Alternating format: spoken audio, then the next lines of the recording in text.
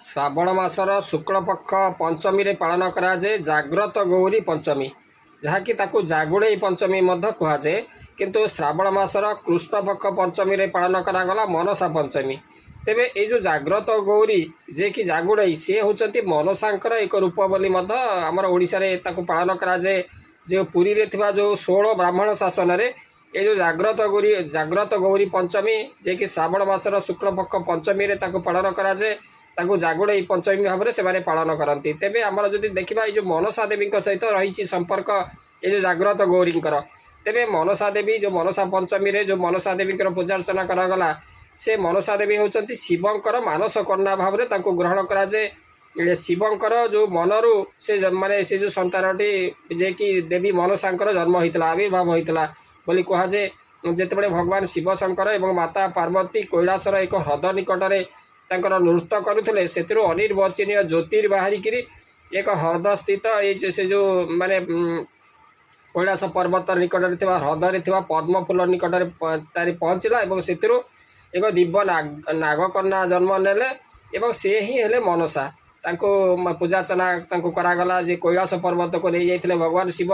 ଆହୁରି ମଧ୍ୟ କୁହାଯାଏ ଯେ ଭଗବାନ ମାତା କଦ୍ରୁ, ଯିଏକି ସର୍ପମାନଙ୍କର ମାତା କଦ୍ରୁ ଏକ ପ୍ରତିମା ତିଆରି କଲେ ଏବଂ ତାକୁ ଜୀବନନାଶ ଦେବା ପାଇଁ ଭଗବାନ ଶିବଙ୍କଠାରେ ପ୍ରାର୍ଥନା କରିବାରୁ ଶିବଙ୍କର ତେଜ ସେଥିରେ ମିଶିବାରୁ ସେ ହେଲେ ମନସା ଦେବୀ ଭାବରେ ତାଙ୍କୁ ପୂଜାର୍ଚ୍ଚନା କରାଗଲା ସର୍ପ ଦେବୀ ଭାବରେ। ଏବଂ ଆଉ ଜଣେ ଆଦି ଋଷି ଅଛନ୍ତି, ଯିଏକି ତାଙ୍କୁ କୁହାଯାଏ କଶ୍ୟପ ଋଷି। ସେ ଯେତେବେଳେ ପୃଥିବୀରେ ସର୍ପମାନଙ୍କର ଭୟ ଅଧିକ ହେଲା, ଲୋକମାନେ କଶ୍ୟପ ଋଷିଙ୍କ ନିକଟରେ ଗୁହାରି କଲେ, ସେତେବେଳେ କଶ୍ୟପ ଋଷି ନିଜର ମନର ସଂକଳ୍ପରୁ ଏକ ଦେବୀଙ୍କର ଜନ୍ମ କଲେ, ମାନସରୁ ସେ ଏକ ଦେବୀ ଜନ୍ମ କଲେ, ଯାହାଙ୍କର ନାମ ହେଲା ମନସା ଦେବୀ। ଏବଂ ସମସ୍ତ ବିଷକୁ ହରଣ କରିବାର ଶକ୍ତି ତାଙ୍କଠାରେ ରହିଲା। ଯେତେବେଳେ ପୃଥୁରାଜା ସେ ପୃଥିବୀକୁ ଦହନ କରୁଥିଲେ ଏବଂ ବିଭିନ୍ନ ପ୍ରକାରର ଯେଉଁ ବୃକ୍ଷ ଲତାଠାରୁ ଆରମ୍ଭ କରି ସମସ୍ତ ପ୍ରାଣୀଙ୍କର ଯେଉଁ ସୃଷ୍ଟି ହେଲା ଉପାଦାନ, ସେହି ସମୟରେ ବିଷ ମଧ୍ୟ ଉତ୍ପାଦନ ହୋଇଥିଲା ପୃଥିବୀକୁ ଦହନ କରିବା ଦ୍ୱାରା।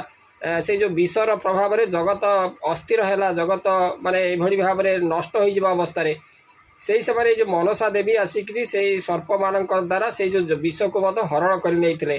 ତାପରେ ଭଗବାନ ଶିବ ଶଙ୍କର ଯେତେବେଳେ ସମୁଦ୍ର ମନ୍ଥନରେ ହଳାହଳ ବିଷ ପାନ କରିଥିଲେ, ବିଷର ପ୍ରଭାବରେ ତାଙ୍କର ଶରୀର ଅସୁସ୍ଥ ହେବ, ସେଇଥିପାଇଁ ମନସା ଦେବୀ ଭଗବାନ ଶିବଙ୍କର କଣ୍ଠରେ ସେଇ ଯେଉଁ ବିଷକୁ ରଖିଦେଇଥିଲେ ବୋଲି ମଧ୍ୟ କୁହାଯାଏ। ମନସା ଦେବୀଙ୍କର ପୂଜା ବିଶେଷ କରି ପଶ୍ଚିମବଙ୍ଗ ହୁଏ, ଆସାମ ହୁଏ ଏବଂ ଆମର ଦକ୍ଷିଣ ଭାରତର କେତେକ ସ୍ଥାନରେ, ଆଉ ଆମର ଯଦି ଆପଣ ଦେଖିବେ ପଞ୍ଚକୁଲା, ଯାହାକି ହରିୟାଣାରେ ପ୍ରସିଦ୍ଧ ମନସା ମନ୍ଦିର ମଧ୍ୟ ରହିଛି।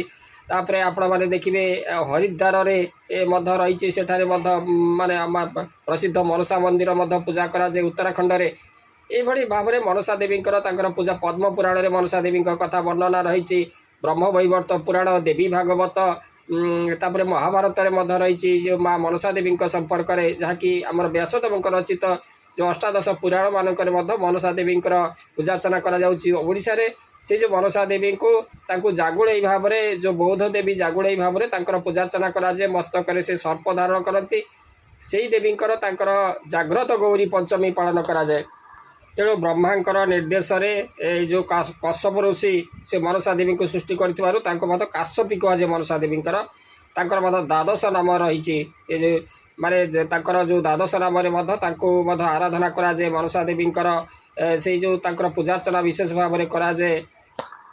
ତାକୁ ଜରତ୍କାରୁ ନାମରେ ମଧ୍ୟ ତାଙ୍କର ଆରାଧନା କରାଯାଏ। ସେଭଳି ଭାବରେ ଜରତ୍କାରୁ ଜଗତ ଗୌରୀ ମନସା ସିଦ୍ଧ ଯୋଗିନୀ ବୈଷ୍ଣବୀ ନାଗ ଭଗିନୀ ଶୈବୀ ନାଗେଶ୍ୱରୀ ତଥା ଜରୋତ୍କାରୁ ପ୍ରିୟାସ୍ତିକମତା ବିଷହରିତି ମହାଜ୍ଞାନ ଯୁତାଂ ଚୈବ ସା ଦେବୀ ବିଶ୍ୱପୂଜିତା ଦ୍ୱାଦଶୀ ତାନି ନାମାନି ପୂଜା କାଳେ ଜ ପଠେତ୍ ତସ୍ୟ ନାଗ ଭୟଂ ନାସ୍ତି ତସ୍ୟ ବଂଶୋଦ୍ଭବସ୍ୟ ଚ।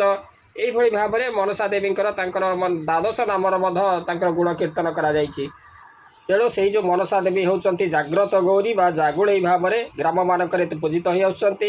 କେଉଁ କାଳରୁ ଯେଉଁ ଆମର ପୁରୀର ଯେଉଁ ବ୍ରାହ୍ମଣ ଶାସନ, ସେଇ ଗ୍ରାମଗୁଡ଼ିକରେ ଏଇ ଯେଉଁ ଜାଗ୍ରତ ଗୌରୀ ବା ତାକୁ ଜାଗୁଳେଇ ଭାବରେ ସେ ପାଳନ କରିଆସୁଛନ୍ତି। ପ୍ରତିବର୍ଷ ଶ୍ରାବଣ ମାସର ଶୁକ୍ଳପକ୍ଷ ଏଇ ଯେଉଁ ପଞ୍ଚମୀ ତିଥିରେ ମୁଖ୍ୟତଃ ଏହି ପର୍ବଟି ଆମର ଶ୍ରୀକ୍ଷେତ୍ର ସନ୍ନିକଟ କେବଳ 16 ଶାସନ ଗ୍ରାମମାନଙ୍କରେ ପାଳିତ ହୁଏ।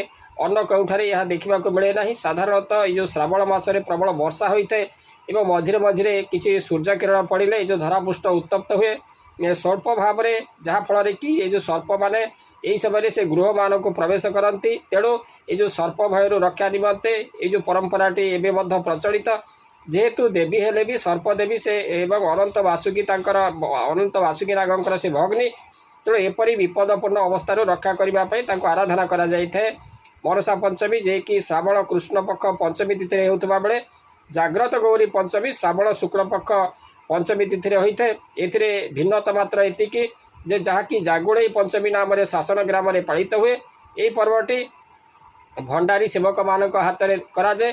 ତେଣୁ ଶାସନରେ ପ୍ରଚଳିତ କଥନ ରହିଛି ଯେ ଏ ଯେଉଁ ଭଣ୍ଡାରୀ ଦିଅ ପ୍ରଥମତଃ କୁମ୍ଭାକାରଙ୍କର ହସ୍ତରେ ଦେବୀଙ୍କର ପ୍ରତିମାକୁ ସେମାନେ ପ୍ରସ୍ତୁତ କରାଇଥାଏ, ଯାହାକି ଏ ଯେଉଁ ଆମର ପୂଜାରୀଙ୍କ ଦ୍ୱାରା ତାହା ପ୍ରାଣ ପ୍ରତିଷ୍ଠା ହେବା ପରେ ଘଣ୍ଟ, ଅଗ୍ନି ଦଉହୁଡ଼ି, ତେଲିଙ୍ଗି ବାଜା ଏବଂ ମହୁରୀ ସହକାରେ ଯେଉଁ ଦେବୀ ଭଣ୍ଡାରୀଙ୍କର ହସ୍ତରେ ଏକ ବାଉଁଶିଆ ବା ଖଟୁଳି ଦ୍ୱାରା ସେ ଗ୍ରାମର ପ୍ରତ୍ୟେକ ମହାଜନଙ୍କ ଗୃହକୁ ପ୍ରବେଶ କରି ପଞ୍ଚ ଉପଚାରର ପଙ୍କ୍ତି ଭୋଗ ସମାପ୍ତି ନିମନ୍ତେ ସେ ଯାଆନ୍ତି ଏବଂ ପ୍ରସାଦରେ ମୁଖ୍ୟତଃ ଖେଚୁଡ଼ି, ତାପରେ ଚିଙ୍ଗୁଡ଼ି ଡାଲମା, ଡାଲି ଭଜା, ତାଳମଣ୍ଡା, ବିରି ଚକୁଳି, କ୍ଷୀରି ଇତ୍ୟାଦି ଅର୍ପଣ କରାଯାଏ।